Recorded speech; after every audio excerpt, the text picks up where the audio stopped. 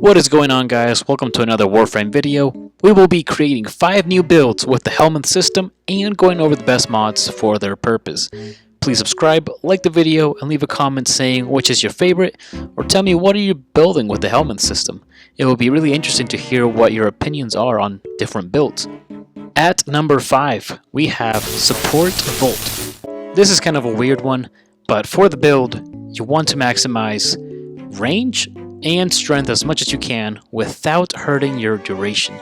So you want to be able to spam your abilities as max range as possible and kind of really give a good Rhino buff to your team. Radius is 66 meters, perfect, big enough.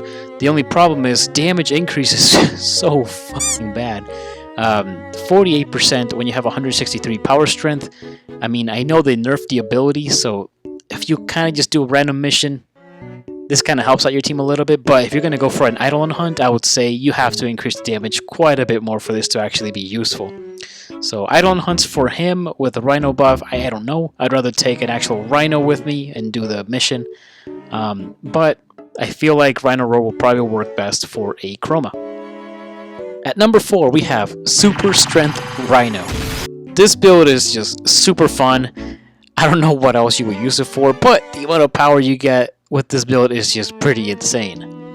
So, build-wise, you want to subsume, or you want to get the ability of Empower from the Helminth, increase the ability strength on your next ability by 50%. Now, with the amount of power you have here, it's pretty nasty, man.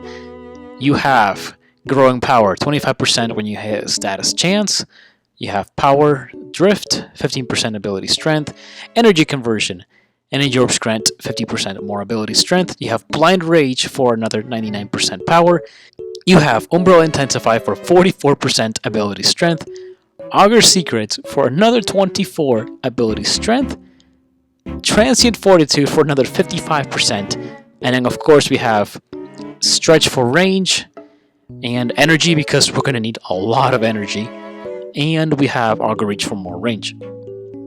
Now, all of this power should be over, 400% strength. You could do more, but you have to get rid of ability, your ability range here and here, so that you could put your Umbral mods and increase the Umbral Intensify. And then you'd have maximum power. If you time everything precisely, like picking up orbs with growing power and the roar, man, I've seen the stomp get over 9,000. At number 3, we have Loki. Man, these top 3 you guys are going to love, but Loki, when you give him the ability for Perspicacity, you can immediately hack any single console you want. Now, it costs 6 energy, but it's immediate, so it's like having a Outer Breach mod on your Parazon, but it's not 30%, it's just 100% all the time. So with this build, you basically maximize your cloak. You get automatic regen, so you don't even need Zenuric, but I guess it helps if you want it. And you're cloaked all the time. On top of that, you can hack whatever you want. And once again, Perspicacity. Use it. Done, and you're done. That's it. At number 2, we have Control Queen Nyx.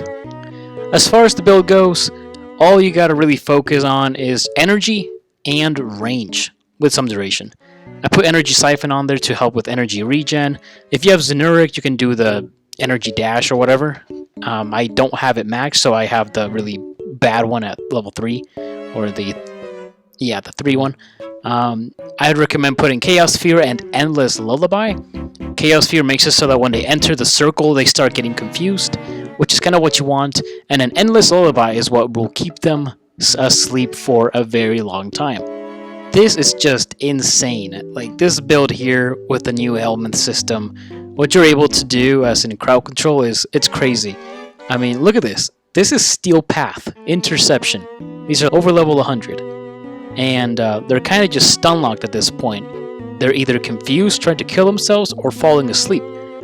And every time you assassinate someone, well, it resets to sleep, so they're always going to be asleep. This is max range build.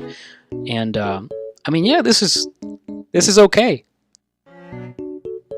At number 1, for those of you guys that actually know me, you should have guessed it. It will be the Immortal Inaros.